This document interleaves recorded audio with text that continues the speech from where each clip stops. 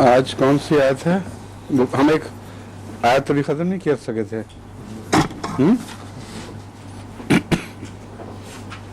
तिलावत कहाँ तक हो चुकी है?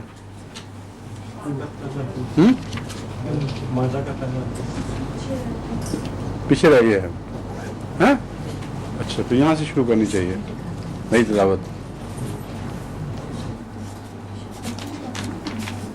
पहले रुकू की तिलावत नहीं हुई थी?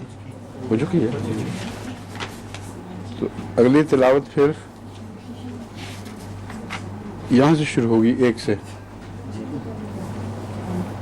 या अय्युहल्लज़ीना आमनू, ठीक है?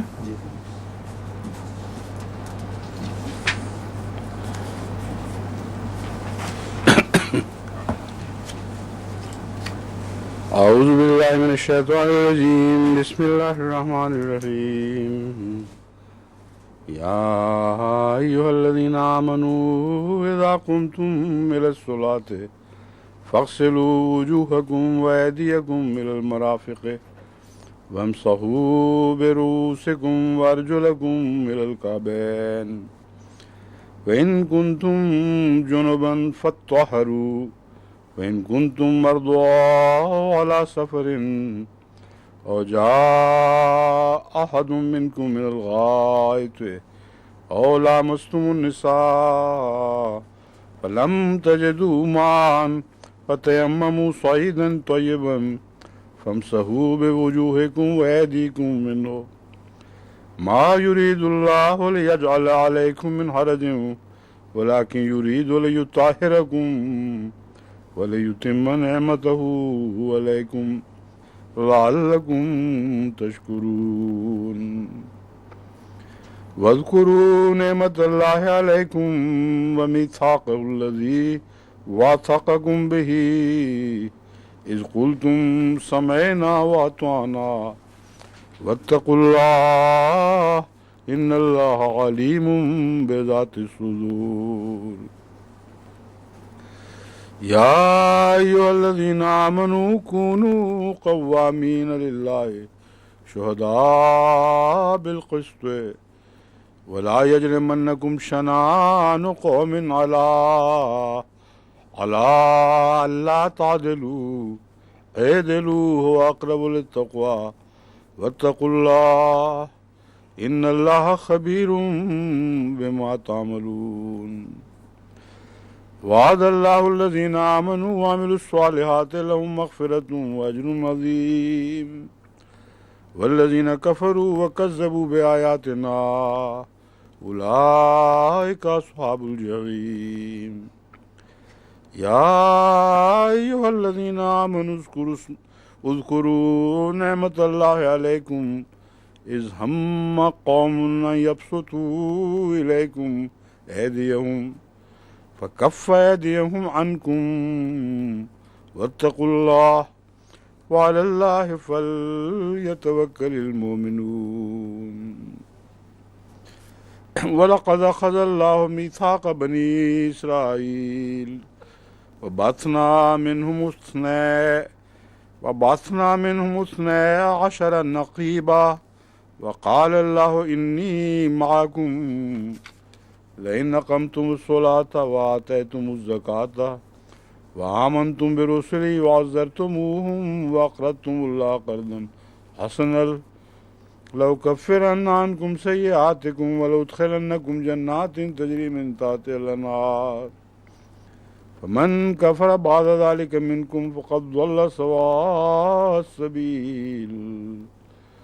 फबिमा नक़ज़िहिम मीसाक़हुम लअन्नाहुम वजअलना क़ुलूबहुम क़ासियतन युहर्रिफ़ूनल कलिमत अन मवादिही व नसू हज़्ज़म मिम्मा ज़ुक्किरू बिही वला तज़ालु तत्तलिअ अला ख़ाइनतिन मिनहुम इल्ला क़लीलन मिनहुम फ़अफ़ु अन्हुम वस्फ़ह इन्नल्लाह युहिब्बुल मुहसिनीन। वमिनल्लज़ीना क़ालू इन्ना नसारा अख़ज़ना मीसाक़कुम फ़नसू हज़्ज़म मिम्मा ज़ुक्किरू बिही फ़अग़रयना बैनहुमुल अदावत वल बग़्ज़ाअ इला يوم القيامة وسوف ينبئهم الله بما كانوا يصنعون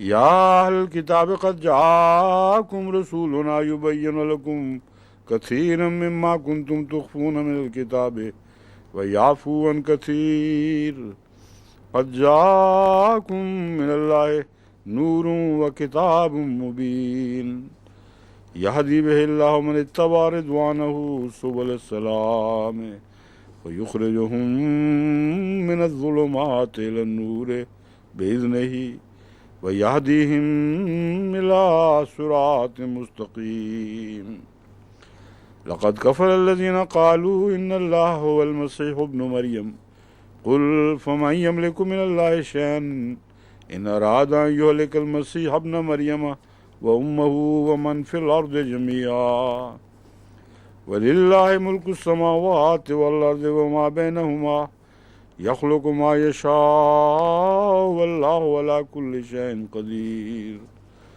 وقالت اليهود والنصارى نحن أبناء الله وأحباؤه قل فلم يعذبكم بذنوبكم بل أنتم بشر ممن خلق يغفر لمن يشاء ويعذب من يشاء ولله ملك السماوات والأرض وما بينهما وإليه المصير يا أهل الكتاب قد جاءكم رسولنا يبين لكم على فترة من الرسل أن تقولوا ما جاءنا من بشير ولا نذير فقد جاءكم بشير ونذير والله على كل شيء قدير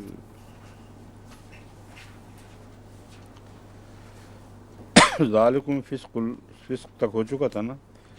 الیوم یئس الذین کفروا من دینکم فلا تخشوہم واخشونی. آج کے دن کفار تمہارے دین سے متعلق مایوس ہو چکے ہیں. فلا تخشوہم واخشونی، بس ان سے نہ ڈرو، مجھ سے ڈرو. الیوم اکملت لکم دینکم، آج کے دن میں نے اپنا دین تمہارا دین تمہارے لیے مکمل کر دیا ہے. واتممت علیکم نعمتی، اور اتممت علیکم تم پر تمام کر دی ہے نعمتی اپنی نعمت. ورضیت لکم الاسلام دینا، اور تمہارے لیے اسلام دین پر راضی ہو گیا ہوں، یعنی اسے میں نے پسند فرما لیا ہے.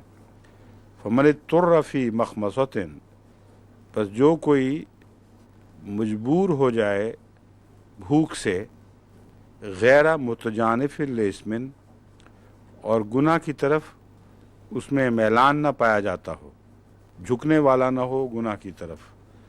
فإن اللہ غفور الرحیم، تو یقیناً اللہ تعالیٰ بہت بخشنے والا اور بہت رحم فرمانے والا ہے، بار بار رحم فرمانے والا ہے. یہاں تمہارے دین سے مایوس ہو گئے ہیں، بس ان سے نہ ڈرو، مجھ سے ڈرو.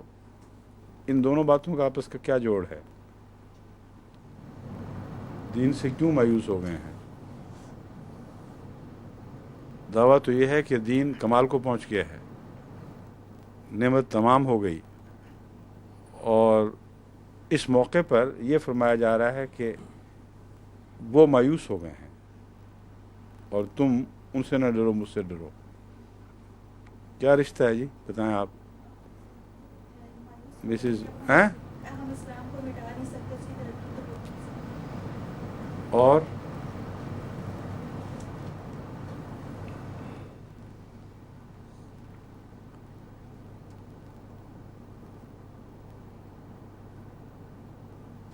کیوں مسز بشیر خواجہ، آپ کو بھی کچھ سمجھ آئی کہ نہیں پتہ چلا؟ آپ مشورہ دیں امام صاحب، کیا بات ہے یہ؟ کیونکہ ان لوگوں کو دین سے ہٹا نہیں سکتے، اور یہ دین ایسا غالب ہے جو کفر پر غالب آ جائے. یہ اگر بات ہو تو پھر ڈرنے کا پھر کیا موقع ہے ان سے؟ پھر تو ان کو ہاتھ کھینچ لینا چاہیے الگ ہو جانا چاہیے. وہ ہم وقت اس تلاش میں رہتے تھے کہ اس دین کے رخنے نکالیں، اور دین ابھی نازل ہو رہا تھا اور تمام باتیں ابھی تک ظاہر نہیں فرمائی گئی تھیں. اس لیے مختلف منزلوں پر مختلف ان کے اعتراض اٹھتے رہتے تھے اور بعد میں ان کے جواب آتے رہے. چنانچہ اسی لیے مفسرین کو یہ دھوکہ لگا کہ قرآن کریم دشمن کے اعتراضات کے ساتھ وابستہ ہے اور اس کے نتیجے میں نازل ہو رہا ہے. قرآن کریم یہ دعویٰ فرما رہا ہے یہاں کہ اس کے درجہ کمال تک پہنچنے میں ایک وقت لگنا تھا، اور آج جب ہم نے تمام شریعت کے احکامات کھول کر بیان کر دیے ہیں تو اس پہلو سے مایوس ہو گئے ہیں کہ لاجک کے اعتبار سے، عقل کے اعتبار سے، کتابی دلائل کے اعتبار سے اب وہ تم پر غالب آ سکیں، تمہارے اندر حقیقی رخنہ نکال سکیں. اور جب یہ مایوسی ہوتی ہے پھر تلواریں اٹھتی ہیں زیادہ زور سے. تو یہ بتایا گیا ہے کہ اب ان کے پاس سوائے تلوار کے کچھ باقی نہیں رہا.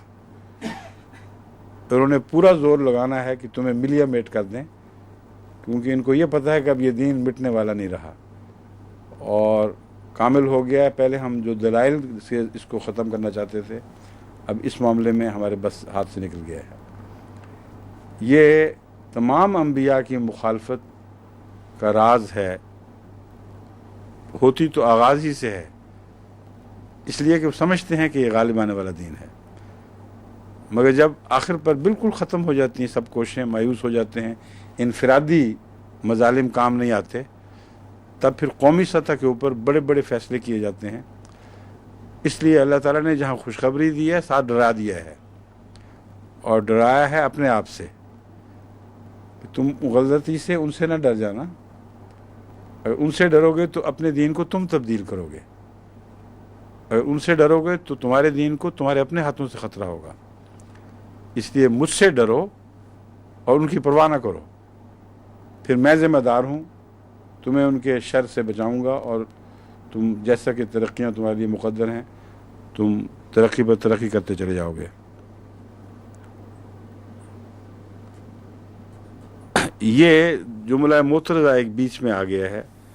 جملہ معترضہ کا محاورہ بڑا بیہودہ سا ہے، مگر مراد اس سے یہی ہوتی ہے کہ ایک کلام کے تسلسل میں ایک بات بیچ میں کہنی پڑے تو ذرا سا دم لے کر وہ بات کہہ دی اور پھر پہلا کلام وہیں سے جاری. تو یہ بیچ میں آیا ہے شریعت کے احکامات کی تفصیل بیان کرنے کے بعد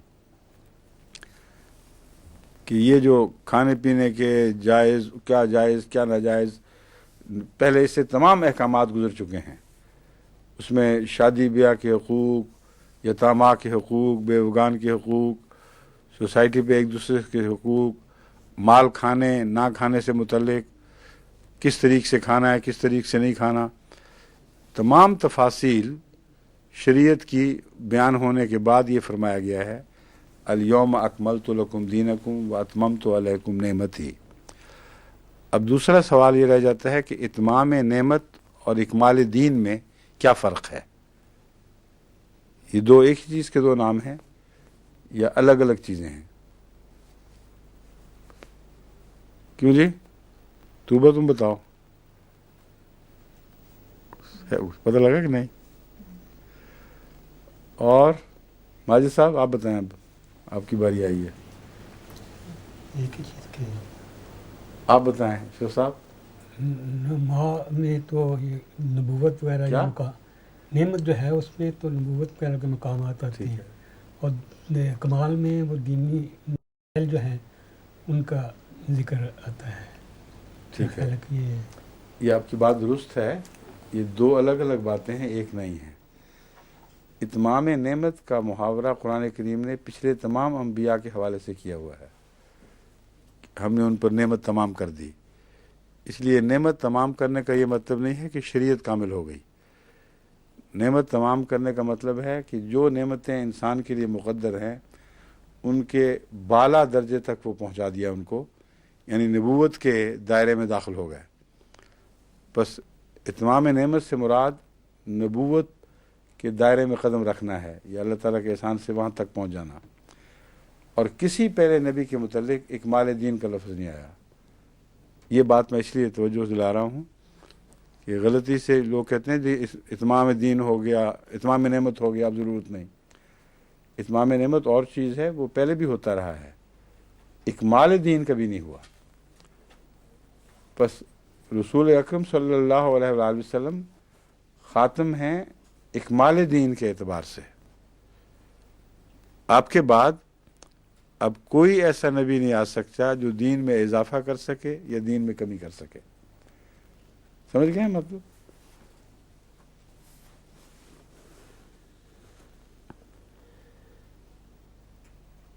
اب ہے من اضطر فی مخمصۃ غیر متجانف للاسم، اس سے مراد یہ ہے کہ حرام چیزیں بعض شرطوں کے ساتھ بعض حالات میں کھائی جا سکتی ہیں، یعنی اگر بھوک اس حد تک پہنچ جائے کہ فاقہ کشی کے نتیجے میں موت کا خطرہ درپیش ہو، تو اس وقت اس مجبوری سے کہ جان بچانا اللہ تعالیٰ کی نے فرض فرما دیا ہے، شوق کے بغیر حرام چیز میں منہ مارے، مگر محض اتنا جتنا ضرورت پوری کرنے کے لیے کافی ہو، بس اس سے آگے نہ بڑھے۔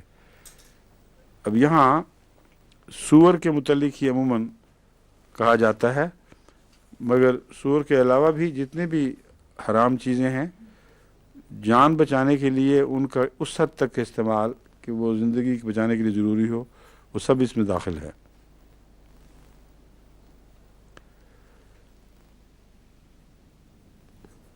فإن اللہ غفور الرحیم، تو اللہ تعالیٰ یعنی منع تو ہے ہی، مگر اللہ تعالیٰ ایسی صورت میں بخشش سے کام لے گا اور بار بار رحم فرمانے والا ہے۔ ایک تو یہ مطلب ہے، دوسرا یہ کہ یہ جو استثناء مقرر فرمایا ہے یہ اس بات کا مظہر ہے کہ اللہ تعالیٰ غفور الرحیم ہے، اس کی صفت غفاریت اور رحیمیت اس بات کا تقاضا کرتی ہیں کہ اس حد تک ابتلا میں نہ ڈالا جائے، موت سے پہلے پہلے کچھ ان کے لیے چھوٹ کر دی جائے۔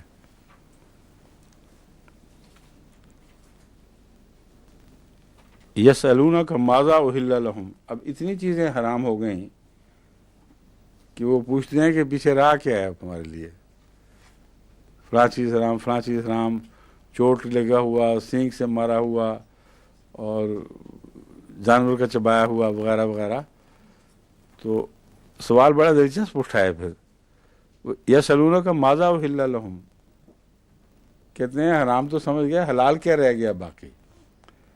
حالانکہ حرام کی تفصیل زیادہ بیان ہوئی ہے، حرام ہے بہت تھوڑا،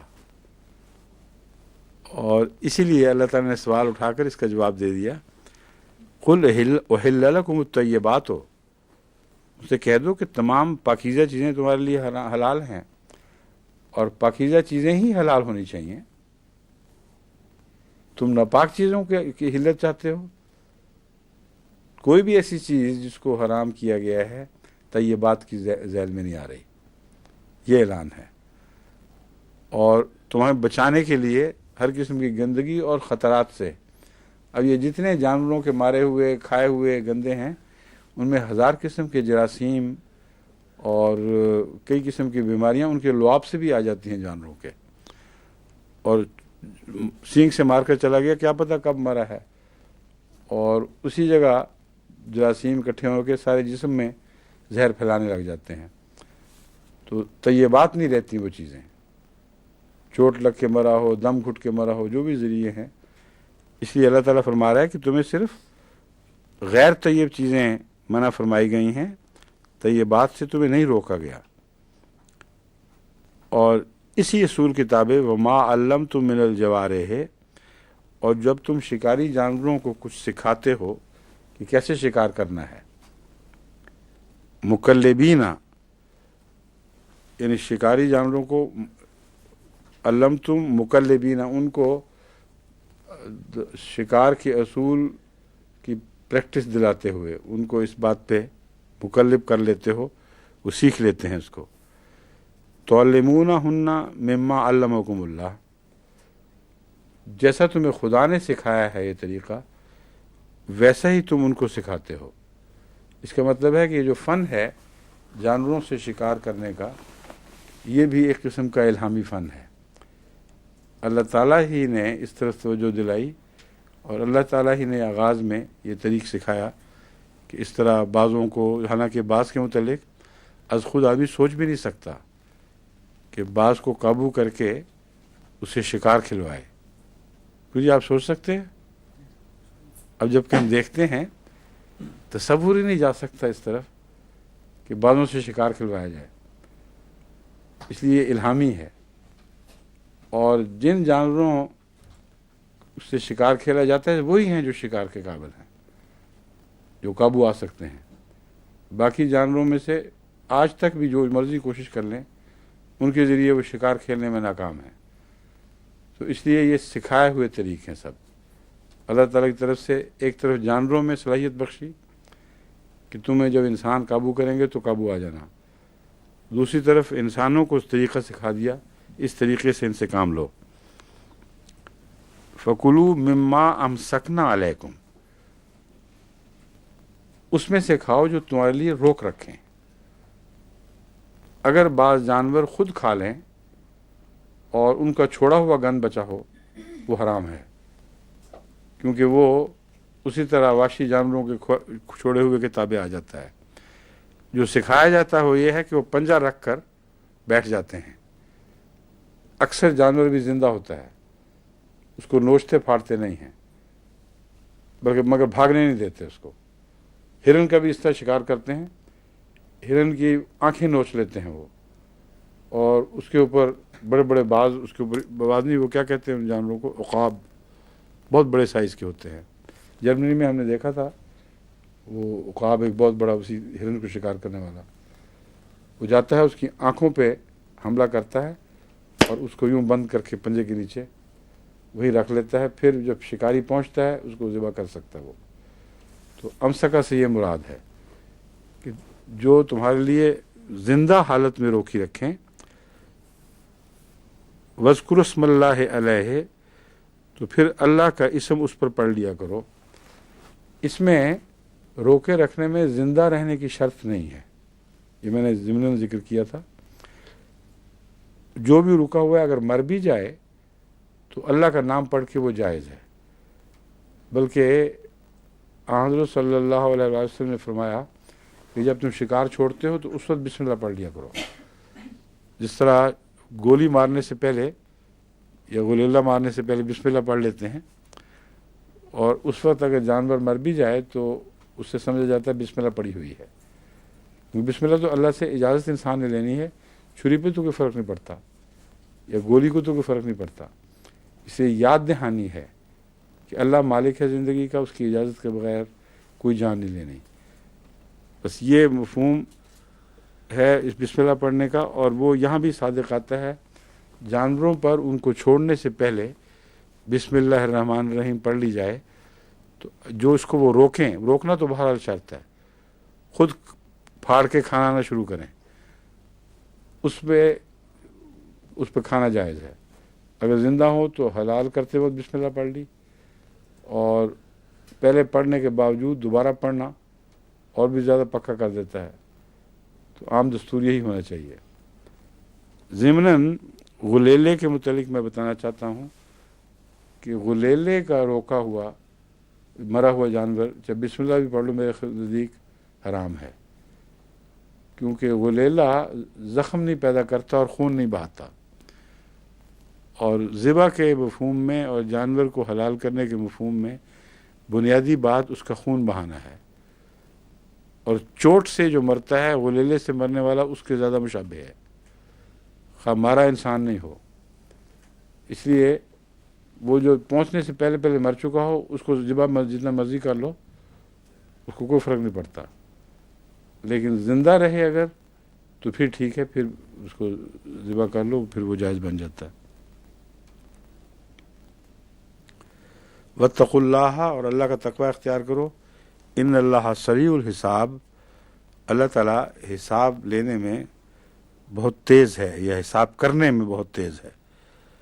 اليوم احل لکم الطیبات، آج کے دن تمام طیبات تم پر جائز قرار دے دی گئی ہیں. وطعام الذین اوتوا الکتاب حل لکم، اور وہ لوگ جن کو کتاب دی جا چکی ہے پہلے، ان کا کھانا تمہارے لیے حلال ہے. وطعامکم حل لہم، اور تمہارا کھانا ان کے لیے حلال ہے. یہ جو ہے مسلمان، اس کو تو کہہ دیا کہ تم ان کا کھانا بے شک کھا لو. اہل کتاب تو اجازت مانگ ہی نہیں رہے مسلمانوں سے، ان کو اس سے کیا قرآن اجازت دیتا ہے کہ نہیں دیتا؟ پھر یہ کیا بحث اٹھا دی کہ وہ طعامکم حل لہم، اور تمہارا کھانا ان کے لیے حلال ہے. یہ نہ بھی ہوتا تو کیا فرق پڑنا تھا؟ اس آیت کے نتیجے میں تو اہل کتاب نے کھانا نہیں کھانا مسلمانوں کا. کیوں جی؟ انتظار کر رہے ہیں اس بات کا، قرآن کہے تو ہم کھانا کھائیں مسلمانوں کا. اشرف صاحب اب دماغ دوبارہ لڑائیں اپنا. اسی لیے میں کہتا ہوں قرآن شریف کا یہ زیادہ تفسیر نہیں ہے، مگر ترجمہ پڑھنے میں یہ بات لازماً داخل ہے کہ جو پڑھ رہے ہیں اس کا ایک مفہوم ذہن نشین ہو جائے. وہ ترجمہ ہے، ورنہ کچھ اور چیز ہے، ترجمہ نہیں ہے. تو یہ جو وَحِلٌّ لَكُمْ حِلٌّ لَهُمْ، یہ جو بریکٹ بنائی گئی ہے، یہ کیا حکمت ہے، کیا پیغام ملتا ہے؟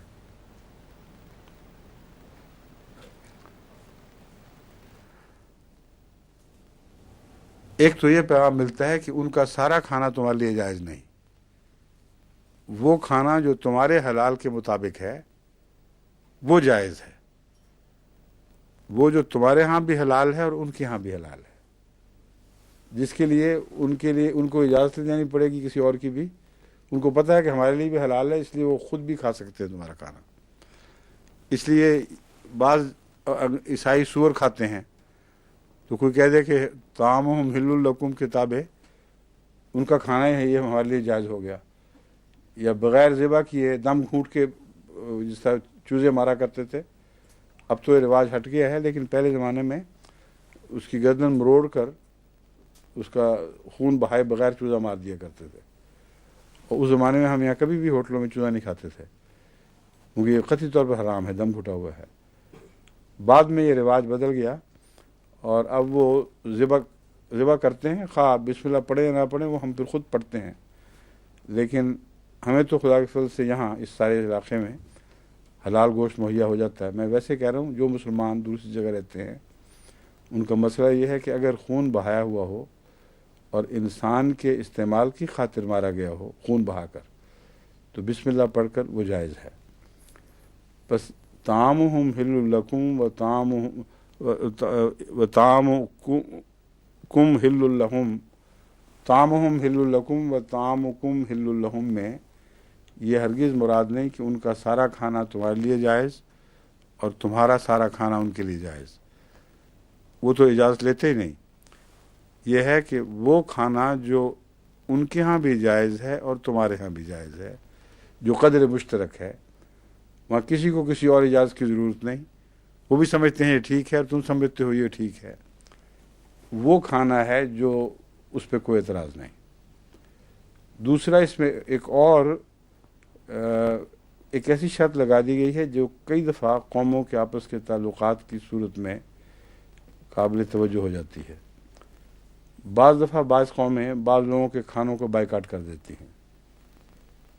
اس وقت وہ ان کا کھانا بھی تمہارے لیے جائز نہیں ہوگا. پھر ہندوستان میں ایسے واقعات ہوا کرتے تھے. حضرت مسلم ماؤد عام طور پر ہندوؤں کا وہ کھانا جو گوشت سے تعلق، وہ تو کھاتے نہیں تھے گوشت، اس لیے اس آیت کے تابع اہل کتاب کا دائرہ بھی وسیع ہو جاتا ہے. وہ کھانے جو تمہارے ہاں جائز ہیں اور ان کے خلاف کوئی اور بات نہیں ہے، وہ کسی نے بھی پکایا ہو اگر وہ صاف ستھرا ہے اور طیب کے اندر آتا ہے وہ جائز ہے.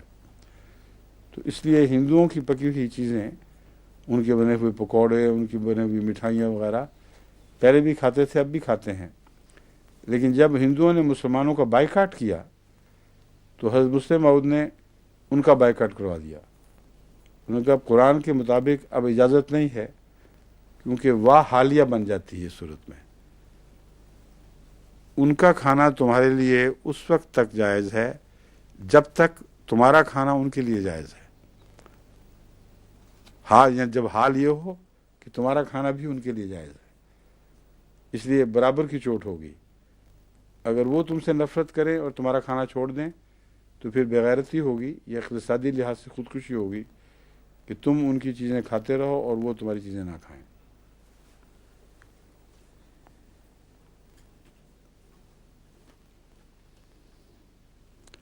والمحصنات من المؤمنات والمحصنات من الذین اوتوا الکتاب، اور مومنوں میں سے پاک دامن عورتیں اب طیبات کے مقابل پر جو دوسرے رشتوں کا پہلے بیان آ چکا ہے، ان میں طیبات کی بجائے محسنات کا لفظ استعمال ہوا ہے. وہ عورتیں جو پاک دامن ہوں، مومنوں میں سے ہوں، وہ تمہارے لیے حلال ہیں کہ ان سے شادی کرو. والمحصنات من الذین اوتوا الکتاب من قبلکم. اب یہ بہت اہم شرط ہے جس کو نظر انداز کر کے مغرب میں لوگ شادیاں کر لیتے ہیں. کہتے ہیں اہل کتاب کی عورتوں سے شادی جائز ہے. وہ یہ لفظ بھول جاتے ہیں والمحصنات، صرف مومنوں کے ساتھ نہیں، والمحصنات من الذین اوتوا الکتاب ہے. اب سوال یہ ہے کہ کتنی محسنات باقی رہ گئی ہیں یہاں جن سے شادیاں ہو سکتی ہیں. اس لیے جب کوئی مجھ سے پوچھتا ہے، میں کہتا ہوں میں عالم الغیب تو نہیں ہوں، مگر تمہیں میں یہ بتا دیتا ہوں کہ یہ شرط ہے. اس لیے اگر تمہیں تسلی ہے اور یقین ہے کہ ایک پاک دامن شریف النفس لڑکی ہے تو تمہیں میں نہیں روک سکتا، لیکن یہ تسلی کرنا تمہارا کام ہے، اور یہ بڑا مشکل کام ہے. اس لیے تمام احمدی جو مغرب میں رہتے ہیں، خواہ یورپ ہو یا امریکہ، اور دوسرے بھی جو باہر دوسری دنیا میں رہتے ہیں، وہاں بھی یہی حالات ہیں، جاپان وغیرہ، کوریا، ہر جگہ. ان کو یاد رکھنا چاہیے کہ قرآن کریم کا کوئی لفظ بھی زائد نہیں، اور بہت ہی اہم توجہات کو پھیرنے والا لفظ. بعض موقع پر بعض الفاظ بہت اہم کردار ادا کرتے ہیں. فرمایا مومنات جائز نہیں ہے، صرف محصنات من المومنات، مومنوں سے بھی پاک دامن. والمحصنات من الذین اوتوا الکتاب، اور وہ لوگ جو اہل کتاب ہیں ان کی بھی محصنات بیویاں من قبلکم، یعنی اہل کتاب جو تم سے پہلے گزر چکی، ان کو کتاب دی گئی تھی. اذا آتیتموہن اجورہن محسنین غیر مصافحین، جب تم ان کو ان کے حق مہر ادا کر دو. محسنین، یہاں محسنین کی ایک دوسری تعریف آ جاتی ہے. محسنین کا ایک تو مطلب ہے جب شادی نہ ہو تو پاک دامن ہو، دوسری ہے کہ شادی کی حفاظت میں آ کر پھر بھی وہ پاک دامن ہی رہتی ہیں. تو یہ خیال نہیں ہے کہ پہلے پاک دامن تھی، شادی کے بعد پاک دامن نہیں رہیں. جو شادی سے پہلے محسنہ ہے وہ شادی کے بعد بھی خدا کی نظر میں محسنہ ہی ہے. غیر مصافحین، محض اپنی جنسی خواہشات کو مٹانے کی خاطر نہیں. ولا متخذی اخدان، اور نہ مخفی دوست بناتے ہوئے. یہ شرطیں پیش نظر رکھو. اب یہاں آتا ہے اب مخفی دوست سے مراد یہاں ڈیٹنگ ہے.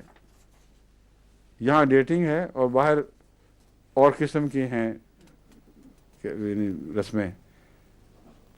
تو یہ اگر تم لوگ یہ کہ جی ہم نے شادی کرنی ہے اس لیے ہم سب کچھ کر گزریں گے، تو اللہ تعالیٰ فرماتا ہے کہ جو ہم اجازت دے رہے ہیں وہ اس کے خلاف ہے، کیونکہ اس کے ساتھ یہ بھی شرط لگا دی ہے کہ جو حق مہر ہے وہ ادا کر دو.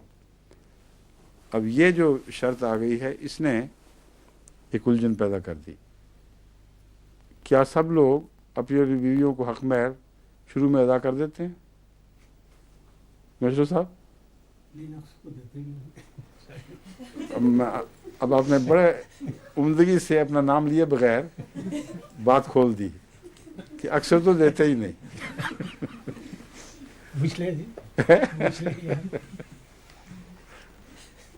اچھا پوچھ لیں گے. جو حق مہر ہے وہ ضروری نہیں ہوا کرتا کہ پہلے دے دو، لیکن اس آیت سے یہ بظاہر نظر آتا ہے کہ ان کو اجورہن ان کو دے چکے ہو تم. دراصل یہ عہد ہے جو جہاں مراد ہے، کھلم کھلا مومن کا جو عہد ہے. عدت المومن کا اخذ الکفے والا محاورہ ہے کہ جب تم نے حق مہر باندھ دیا تو ایسے ہی ہو گیا جیسے دے دیا، اور اگر نہ دو اور بیوی کہے کہ تم نے گھر میں نہیں گھسنا جب تک نہ دو تو اس کو حق ہوگا. اس لیے حق مہر جو باندھا جاتا ہے وہ قطعی ہے، اس میں کوئی کھیل تماشا نہیں ہے، وہ لازماً دینا ہوگا، اور اتنا یقینی ہو جائے تو پھر تمہارے تعلقات جائز ہیں، ورنہ نہیں.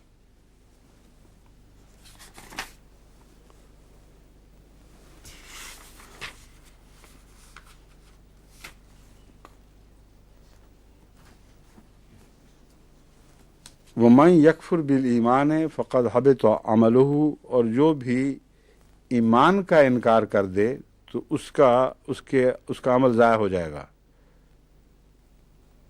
ایمان کا انکار کر دے سے کیا مراد ہے؟ پہلے تو قرآن کریم میں دوسرے محاوروں میں تو لا یؤمنو اور یہ کفرہ ایک ہی معنوں میں استعمال ہوتا ہے. خدا کا انکار، رسول کا انکار، کتاب کا انکار، یہ چیزیں تو آتی ہیں. پھر ایمان کا انکار، اس کا کیا مطلب ہے؟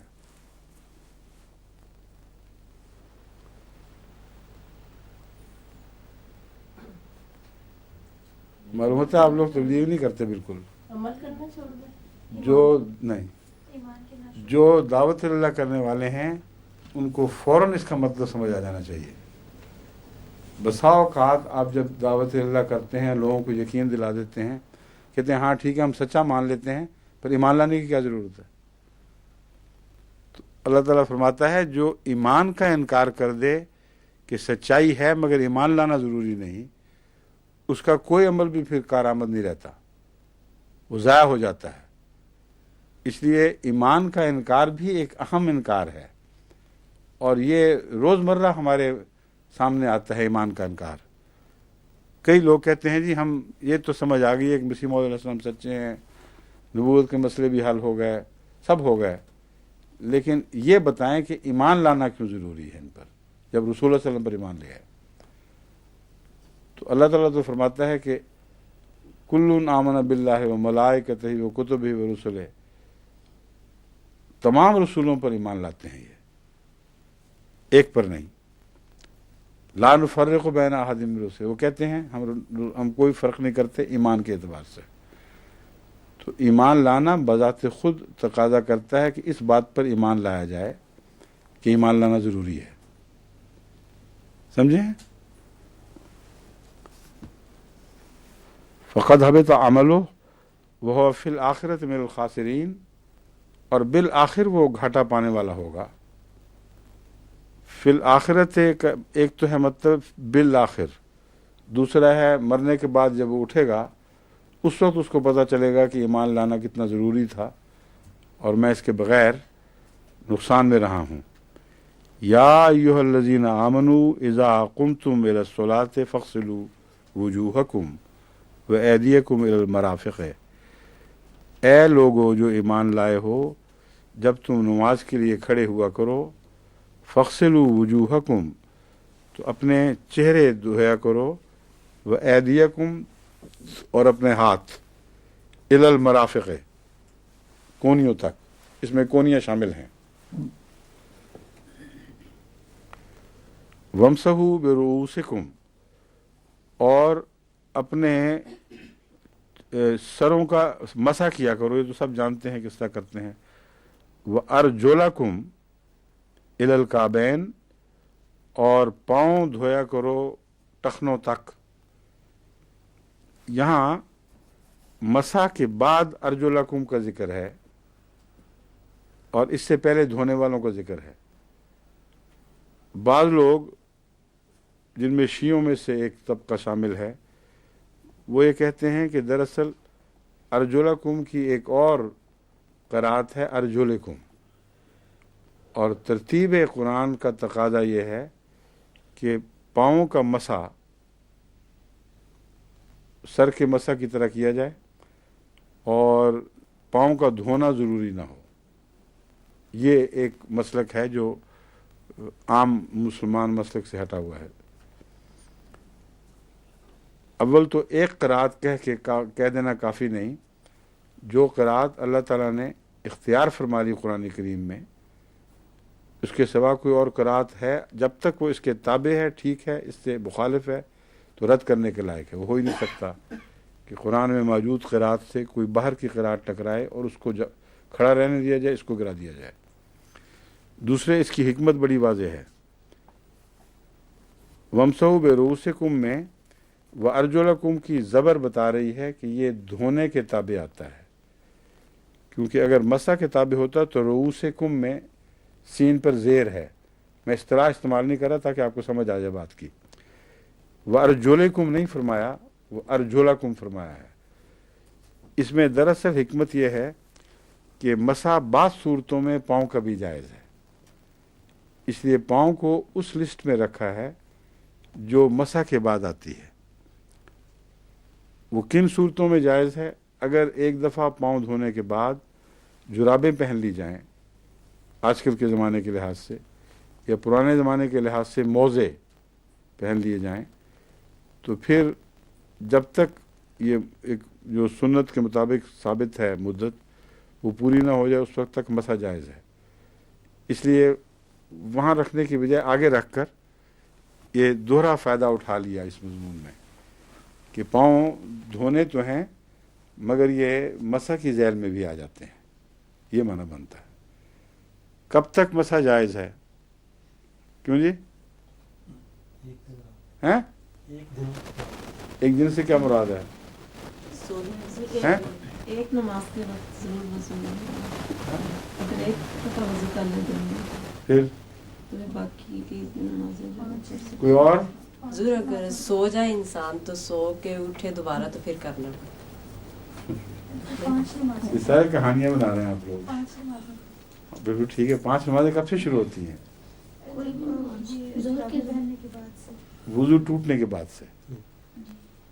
پہلے وضو سے اگر آپ 5 نمازیں بھی پڑھ لیں تو جب وہ وضو ٹوٹے گا اس کے بعد 5 نمازوں تک کا مسح ہے، سمجھ گئے؟ اس سے پہلے نہیں۔ اور سفر میں یہ مسح 3 دن تک ممتد ہو جاتا ہے، 3 دن کی نمازیں۔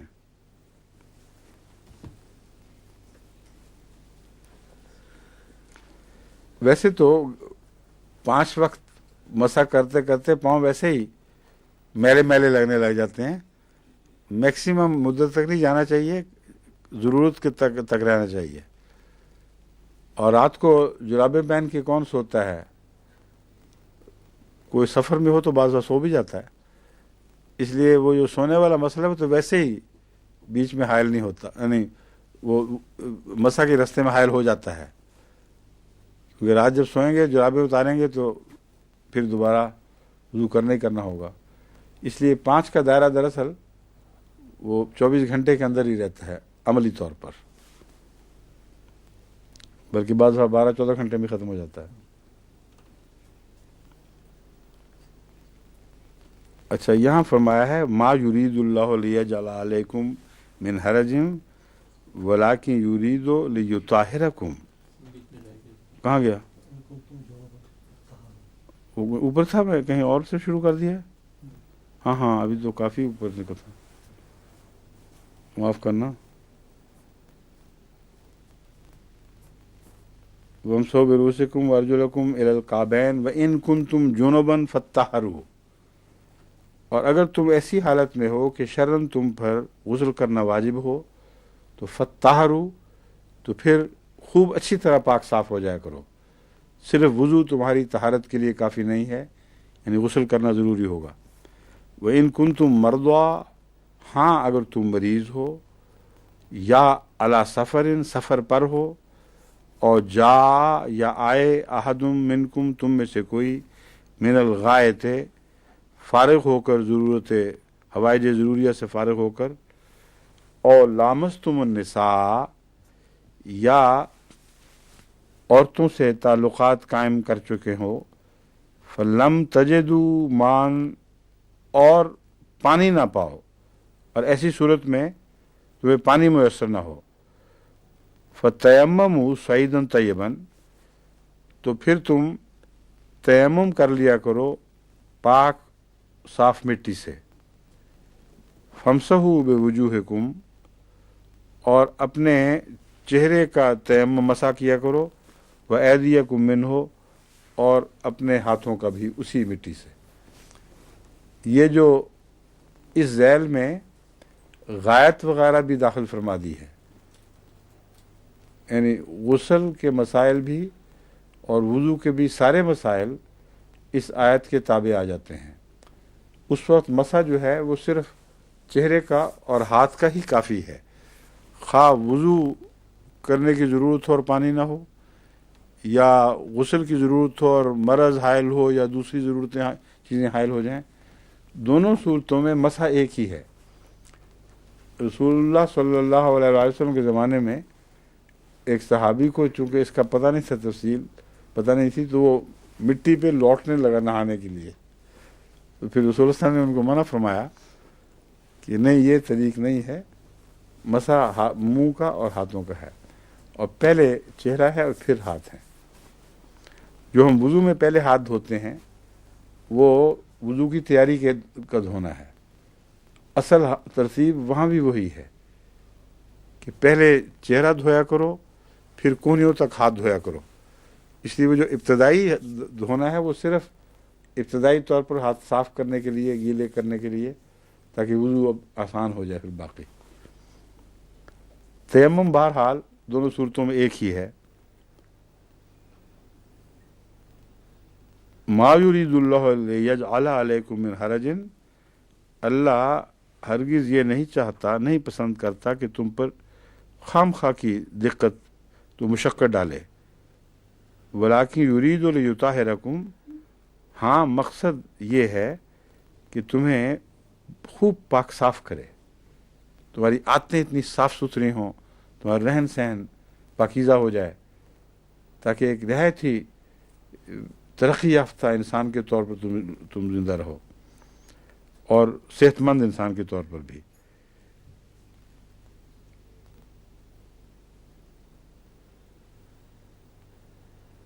وَلِيُتِمَّ نِعْمَتَهُ عَلَيْكُمْ، اور تاکہ تم پر اپنی نعمت کو تمام کرے، لَعَلَّكُمْ تَشْكُرُونَ، تاکہ تم شکر کرو۔ اب نعمت کے تمام کا یہاں کیا ذکر آ گیا؟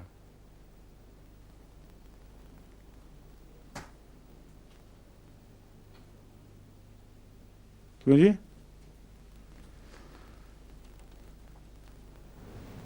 امام صاحب بول رہے ہیں، کچھ بتائیں۔ روحانی اور جسمانی دونوں فوائد مکمل طور پر حاصل۔ اس بیان سے پہلے جتنی باتیں تھیں وہ اکمال دین سے تعلق رکھتی تھیں، ٹھیک ہے؟ جہاں یہ فرمایا کہ مقصد کیا ہے، وہاں طہارت مقصد ہے، جو بدنی اور روحانی دونوں اس بات کے لیے ضروری ہیں کہ تم اتمام نعمت کی طرف حرکت کرو۔ تمہیں تمام درجے جو بلند تر ملنے والے ہیں وہ اس پاکیزگی کی وجہ سے ہیں جس کے لیے اللہ تعالیٰ نے یہ تعلیمات دی ہیں، اور وہ صرف بدنی پاکیزگی نہیں بلکہ روحانی پاکیزگی بھی ہے، اور اس کا آخری مقام اتمام نعمت ہے، یعنی نبوت تک پھر تم ترقی کر سکتے ہو، اسے پہلے روک نہیں دیے جاؤ گے۔ وہی معنی ہے جو من یطع اللہ والرسول میں ہے، وہی معنی ہے جو اہدنا الصراط المستقیم صراط الذین انعمت علیہم۔ اب صراط الذین انعمت علیہم کا یہ مطلب تو نہیں کہ سارے کے سارے نبی بن جاتے ہیں جو راستے پہ چلتے ہیں، مراد ہے نبوت کی طرف رخ رہتا ہے، اور آخری مرتبہ جو حاصل کر سکتے ہیں وہ نبوت کا راستہ ہے۔ نبوت کا درجہ ہے.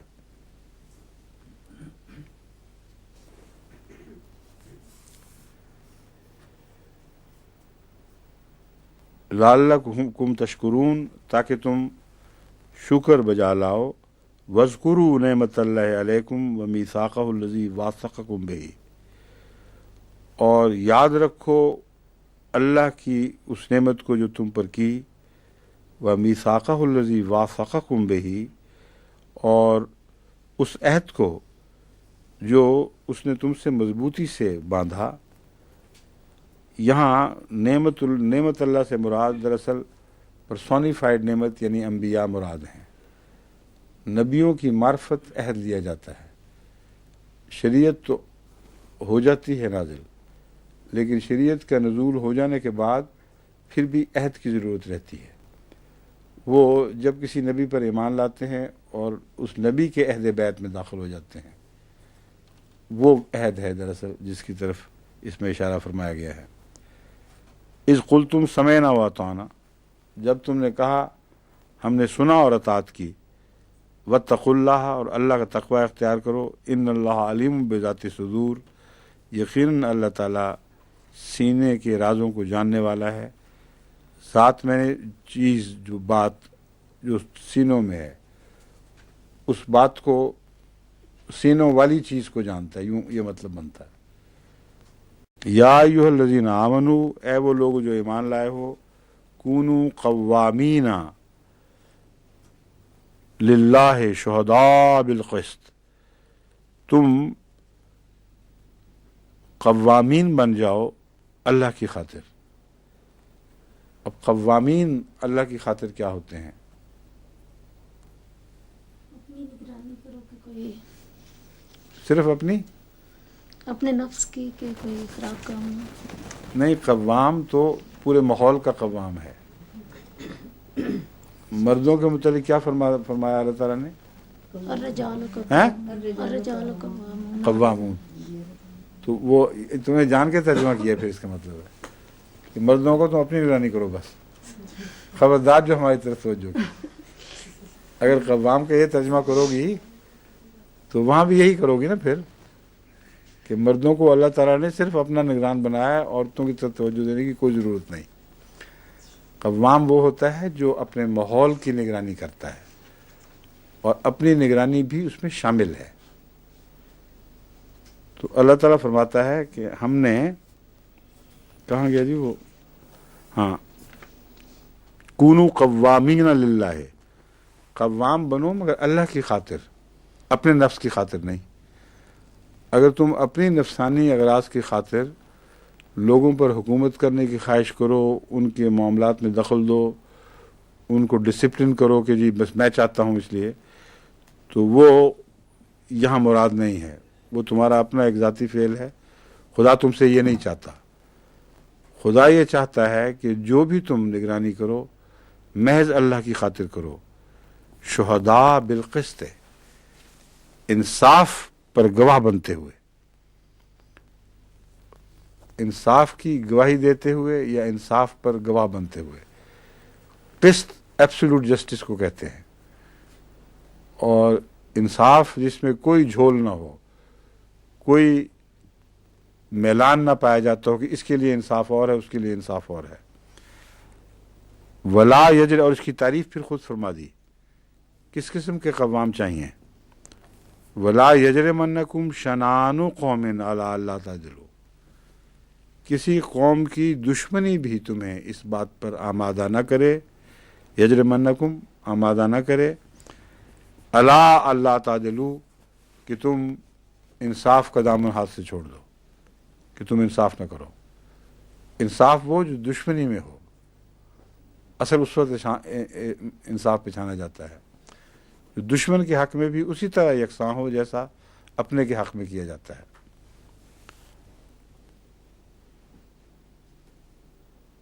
اعدلوا هو اقرب للتقوی، ہر صورت میں انصاف سے کام لو، کیونکہ یہی قرین تقوی ہے. اگر انصاف سے کام لو گے ہر صورت میں تو تقوی کے قریب تر رہو گے، ورنہ دور ہٹ جاؤ گے. वत्तकुल्लाह, और यहाँ तकवा से, यहाँ अल्लाह से डरने का माना ज़्यादा नुमाया है। इत्तकुल्लाह, तकवा इख्तियार करो और अल्लाह से डरते रहो। अगर तुमने तकवा इख्तियार ना किया तो उसकी सज़ा के नीचे भी आ सकते हो।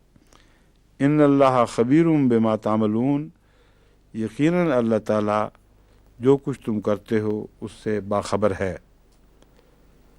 वादल्लाहुल्लज़ीना आमनू व अमिलुस्सालिहात, अल्लाह ताला ने वादा फरमाया है उन लोगों से जो ईमान लाए और नेक अमाल बजा लाए।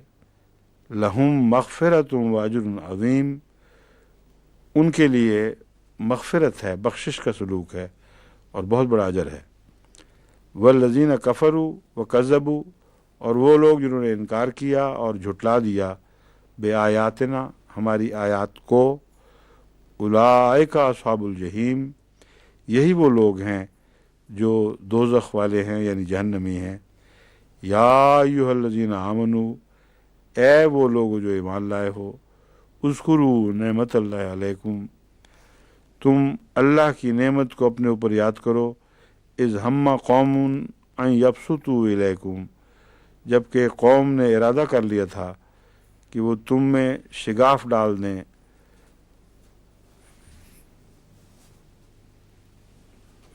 या तुम पर हमला कर बैठे, क्यों जी? यबसुतू इलैकुम का क्या मतलब बनेगा?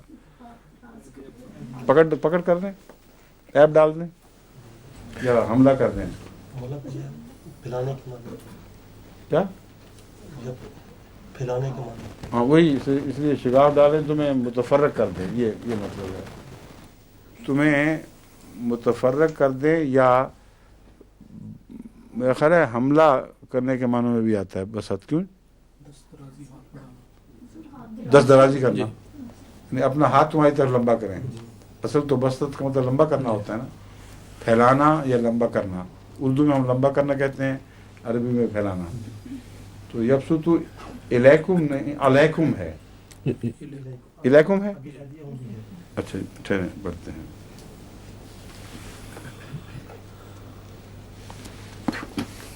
कहाँ गया ये? हाँ जी,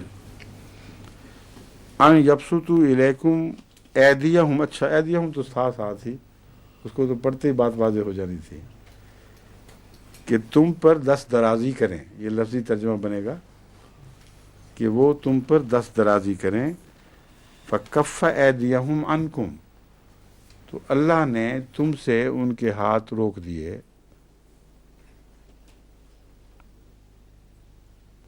वत्तकुल्लाह, और अल्लाह से डरो। व अलल्लाहि फलयतवक्कलिल मोमिनून, और अल्लाह ही पर मोमिन तवक्कुल किया करते हैं। वलक़द अख़ज़ल्लाहु मीसाक़ बनी इसराईला, और यकीनन अल्लाह ताला ने बनी इसराइल से भी उनका मिसाक़ लिया था। हर कौम का मिसाक़ अलग अलग है, किसी का ज़्यादा वसी, किसी का निस्बतन कम। एक मिसाक़ बनी इसराइल से भी लिया गया था। वो बासना मिनहुम उसने अशरा नक़ीबा, और उनमें हमने 12 सरदार मुकर्रर किए थे। वक़ाल अल्लाह इन्नी माकुम, और अल्लाह ताला ने फरमाया मैं तुम्हारे साथ हूँ। इनमें जो 12 सरदार थे, अगरचे नबी नहीं थे, फिर भी अल्लाह ताला ने उनको अपनी मायत का यकीन दिलाया। लइन अक़मतुम उस्सलाता, यानी उनको या उनके साथ सब कौम को मिलाकर।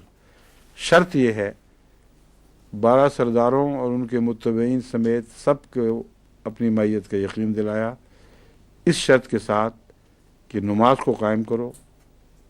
अगर तुम नमाज को कायम करोगे तो मैं तुम्हारे साथ हूँ। वह आतैतुम ज़काता, और अगर तुम ज़कात दोगे तो मैं तुम्हारे साथ हूँ। वह आमनतुम बिरुसली, और जो भी मेरे रसूल आएँ उन पर ईमान लाओगे तो फिर मैं साथ रहूँगा। महज नमाजें और ज़कात की अदायगी काफ़ी नहीं है। जब भी खुदा की तरफ से कोई आता है उस पर ईमान लाना फिर फ़र्ज़ हो जाता है, और फिर अल्लाह की मायत दोबारा अता होती है। और सिर्फ ईमान ही न लाओ, अज़रतुमूहुम, उनकी हर तरह से मदद करो, उनके फैलने में, उनके दावे की कबूलियत में, और माली कुर्बानी भी करो। अक़रज़्तुमुल्लाह क़र्ज़न हसना, अल्लाह को कर्ज़ हसना दो।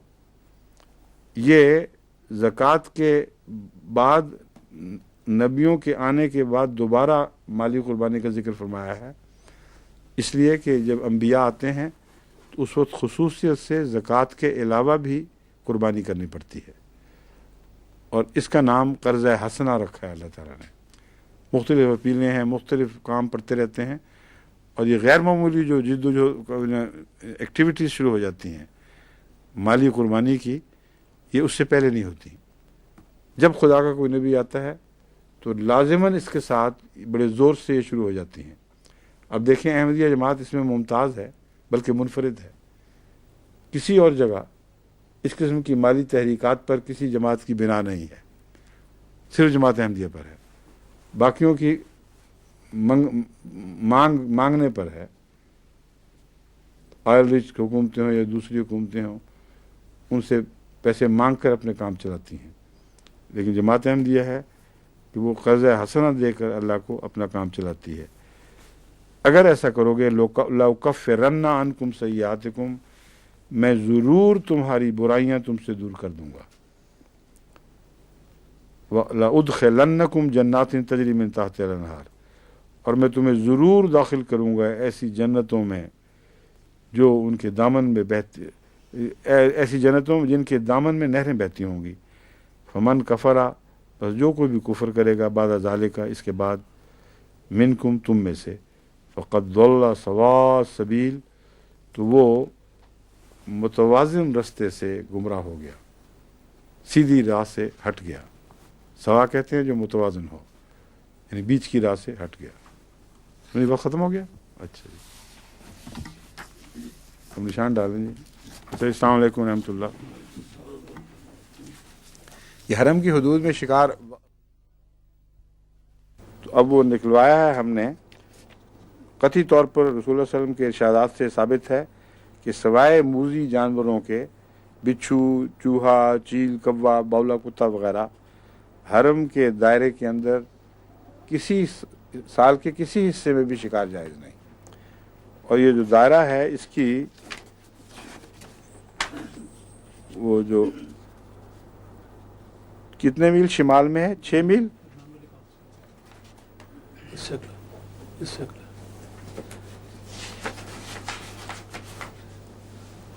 हाँ,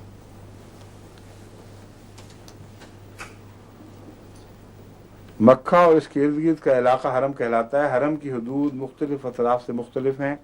एक तरफ से मक्का से करीबन 3 मील दूर, दूसरी तरफ से 7 मील, तीसरी तरफ से 9 मील बजानिब जद्दा हरम की हदें हैं।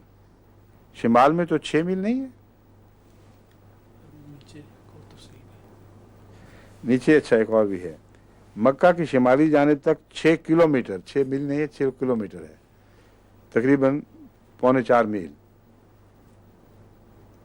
और मक्का की जनूबी जानिब 12 किलोमीटर, जो 7 मील के लगभग, कुछ ज़्यादा। मक्का की मशरक़ी जानिब